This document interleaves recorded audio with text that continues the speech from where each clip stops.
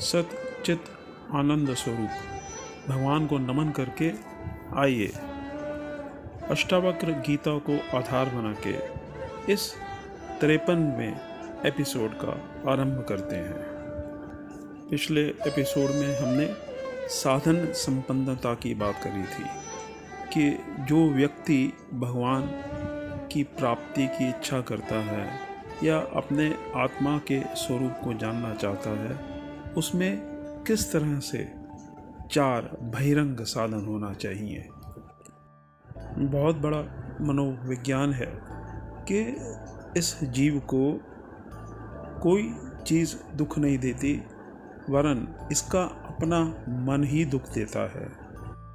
शास्त्र कहता है कि ये संसार दुख रूप है, क्योंकि ये जीव इस संसार में भटकता है, इसलिए इसको दुख ही मिलेगा, सुख नगण्य ही मिलेगा।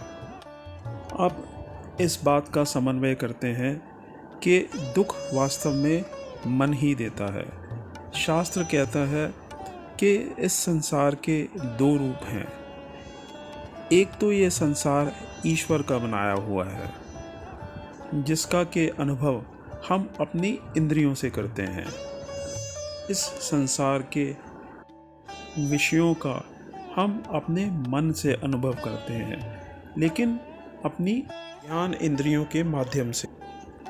5 ही इस संसार में विषय हैं: रूप, रस, गंध, स्पर्श और शब्द। और इनको ग्रहण करने के लिए हमारी 5 इंद्रियां हैं: नेत्र, जीवा, हमारी नाक, त्वचा और कान।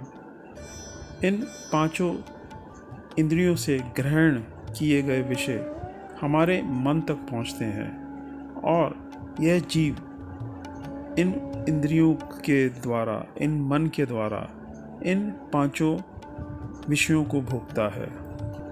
भगवान ने यह संसार तो सबके लिए सम बनाया है। ये 5 भूतों से बना है: आकाश, वायु, अग्नि, जल और पृथ्वी। इन 5 भूतों के अलावा कोई छठा भूत नहीं है। अगर कोई छठा भूत और होता तो हमारी भी 6 इंद्रियां होती। जितने भूत उतनी इंद्रियां। तो भगवान ने ये सृष्टि पंचभूतात्मक ही बनाई है और इन पंचभूतों को ही हम भोग रूप से भोगते हैं। यह भगवान का बनाया हुआ संसार किसी को दुख नहीं देता, अपितु तरह तरह के भोग इस जीव को प्रदान करता है। इस जगत को बनाकर भगवान मनुष्यों पे खासकर परोपकार करता है। उन्हें संसार में भोगने लायक भोग्य पदार्थ तो देता ही है, और साथ में मनुष्य शरीर में विशेषतः एक अधिक योग्यता और देता है। वो इस योग्यता के बल पर भगवान को भी प्राप्त कर सकता है और अपनी आत्मा को भी जान सकता है। अपनी आत्मा को जानना ही उसे प्राप्त करना है, जिसे पाके ये हर तरह के शोक से मुक्त हो जाता है और एक ऐसे आनंद का अनुभव करता है जिसका कोई पार नहीं है, सर्वाधिक है, जो कभी क्षय नहीं होता, जो कभी मिटता नहीं है, अपितु उत्तरोत्तर बढ़ता ही चला जाता है। उस सुख को पाकर यह जीव, यह मनुष्य फिर किसी भी और सुख को पाने की इच्छा नहीं करता, ना तो इस संसार के सुख, ना स्वर्ग के सुख और ना ही ब्रह्मलोक के सुख। उसकी दृष्टि में सारे ही सुख तुच्छ हो जाते हैं।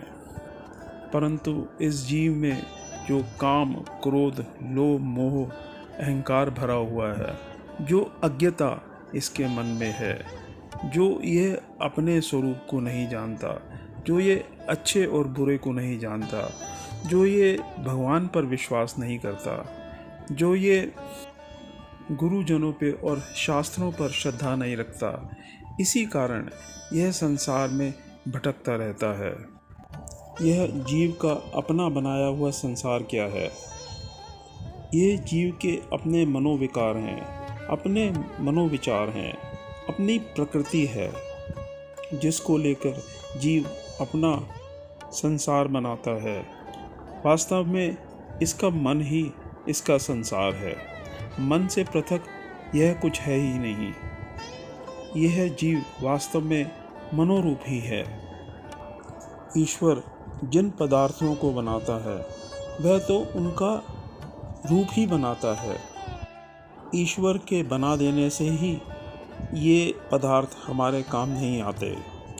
वे तो हमारे काम तभी आते हैं जब हम उनके विषय में कुछ ज्ञान प्राप्त कर लें, जब हम उनकी तरफ अपना ध्यान केंद्रित करने लग पड़े, जब हम उन्हें सुखदायी या दुखदायी मान बैठें तथा उनको पाने या छोड़ने के लिए कर्म करने लगें। क्योंकि हमारी बुद्धि, हमारा मन बहुत संकुचित है, इसकी सोच बहुत छोटी है, जिस कारण सृष्टि के अनंत पदार्थों में केवल वे ही थोड़े से पदार्थ हमारे भोग में आते हैं जिनका हम ध्यान करते हैं, जो हमारे मन में बस जाते हैं और जिनको हम पाने या छोड़ने के लिए उद्यत हो जाते हैं। इस संसार को तो ईश्वर बनाता है और यह जीव अपने ज्ञान और कर्म के द्वारा इन पदार्थों को भोगता है। जब ईश्वर अपनी मायावृत्ति से संकल्प करता है तब इस जगत की उत्पत्ति हो जाती है। ईश्वर को कोई कर्म नहीं करना पड़ता, उसको तो केवल संकल्प ही करना पड़ता है। उनके संकल्प करते ही सारे कर्म अपने आप हो जाते हैं, सारी सृष्टि अपने आप उत्पन्न हो जाती है। यह जीव बहिर्मुखी है। ये अपनी 10 इंद्रियां यानी 5 ज्ञान इंद्रियां और 5 कर्म इंद्रियां तथा मन, बुद्धि, चित्त और अहंकार के दम पर ही इस शरीर से, स्थूल शरीर से जगत में कर्म करता है और उन कर्मों का फल भोगता है। इस जीव का, मनुष्य का व्यवहार 3 सूत्रों में बंधा है। जानाति, इच्छति, करोति, यानी जानता है, इच्छा करता है और फिर कर्म करता है।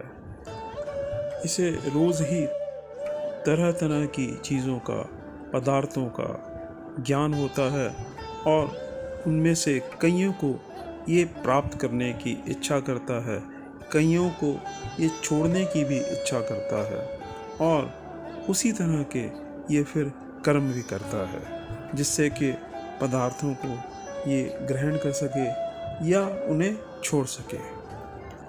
इन सब में मूल इच्छा इसकी सुख की प्राप्ति की होती है और दुख की निवृत्ति की होती है। ईश्वर के बनाए पदार्थ एक मणि की एग्जाम्पल से हम समझते हैं।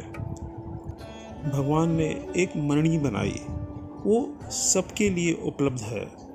जिसको वह मिलती है उसे तो हर्ष देती है और जिसे वह नहीं मिलती उसे वो दुख देती है।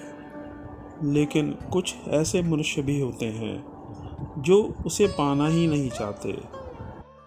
ऐसे को वो मणि मिल जाए तो वो हर्षित नहीं होते और वो मणि उनसे छिन जाए तो वो दुखी नहीं होते। ये वैराग्य की स्थिति है। इस तरह ये मणि 3 तरह के आकार की सिद्ध होती है। एक प्रिय, दूसरा अप्रिय, तीसरा उपेक्ष। ये तीनों ही आकार जीवों की भिन्न भिन्न बुद्धियों के अनुसार ही होते हैं। इन आकारों को बनाने में ईश्वर का कोई हाथ नहीं होता। वो तो मात्र एक मणि बनाता है। उसको चाहने वाले और उसको ना चाहने वालों का व्यवहार उनके रूप अनुसार ही होता है। भगवान ने स्त्री बनाई, हम देखते हैं उस स्त्री को कोई तो माता के रूप में देखता है, कोई बहन के रूप में देखता है, कोई पत्नी के रूप में देखता है, कोई पुत्री के रूप में देखता है, कोई चाची के रूप में, कोई ताई के रूप में और कोई किसी अन्य रूप में। तो स्त्री तो एक ही है, लेकिन हर पुरुष के लिए वो अलग अलग रूप धारण किए हुए है। यह जो ईश्वर निर्मित मांसमय स्त्री पिंड है वह तो अवश्य ही एक तरह का रहता है, परंतु मनोमयी स्त्रियां एक में ही अनेक हो जाती हैं, क्योंकि भोक्ताओं के मन भिन्न भिन्न होते हैं। आज इस एपिसोड में इतना ही। हमारी कोशिश है कि हम इस विषय को बहुत सरल शब्दों में आप सबके सम्मुख प्रस्तुत करें। अगले एपिसोड में जल्द ही आपसे मुलाकात होगी। तब तक के लिए नमो नारायण।